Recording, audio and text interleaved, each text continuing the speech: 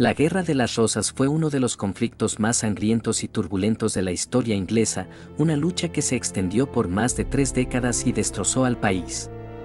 Fue una guerra de ambición, traición y cambios de lealtades, librada entre dos ramas rivales de la misma familia real, la Casa de Lancaster y la Casa de York.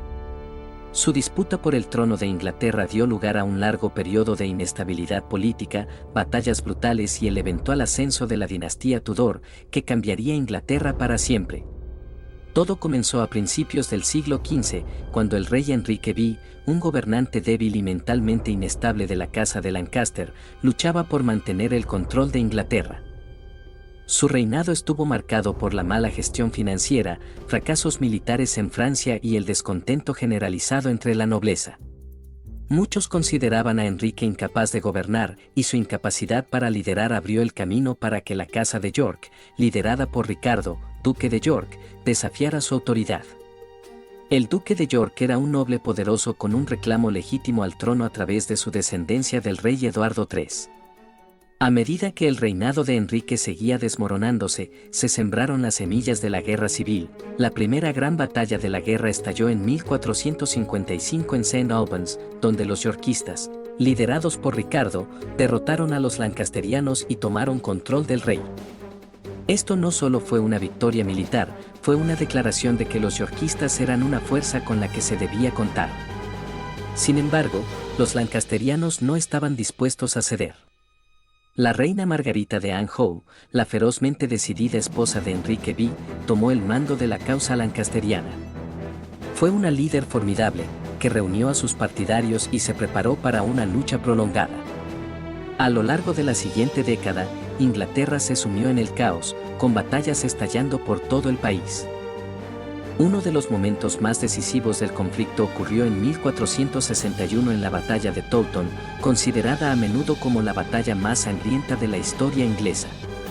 Se libró durante una tormenta de nieve, y los yorkistas, liderados por Eduardo, hijo del fallecido duque de York, lograron una victoria aplastante.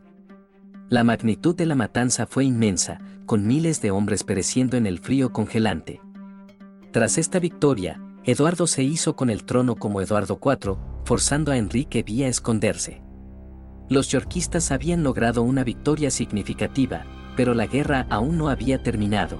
Durante casi una década, Eduardo IV gobernó Inglaterra con relativa estabilidad. Pero su reinado no estuvo exento de desafíos. Las divisiones internas dentro de la facción yorkista y la amenaza siempre presente de los lancasterianos mantuvieron al reino en vilo. En 1470, una improbable alianza entre los lancasterianos y Ricardo Neville, el conde de Warwick, conocido como el Hacedor de Reyes, restauró temporalmente a Enrique V en el trono. Sin embargo, este resurgimiento fue efímero. Al año siguiente, Eduardo IV regresó, derrotando a los lancasterianos en las batallas de Barnet y Tewkesbury. Enrique V fue capturado y posteriormente asesinado en la Torre de Londres, marcando el aparente fin de la causa lancasteriana, a pesar del triunfo de Eduardo IV. La Guerra de las Rosas no concluyó con su reinado. Tras su muerte en 1483, el trono pasó a su joven hijo, Eduardo V, pero el niño rey fue pronto declarado ilegítimo por su tío, Ricardo, duque de Gloucester, quien se apoderó del trono como Ricardo III. Este movimiento fue recibido con indignación, y el corto reinado de Ricardo estuvo plagado de sospechas y rebeliones. La acusación más dañina contra él fue la desaparición de Eduardo V y su hermano menor, los príncipes de la Torre, quienes supuestamente fueron asesinados para asegurar el control de Ricardo sobre el poder. En 1485, el conflicto alcanzó su dramático clímax en la batalla de Bosworth. Un nuevo retador emergió, Enrique Tudor, un distante pariente lancasteriano con un reclamo al trono.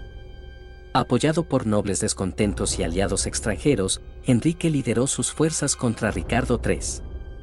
La batalla fue feroz, pero Ricardo murió en combate y su ejército se desplomó.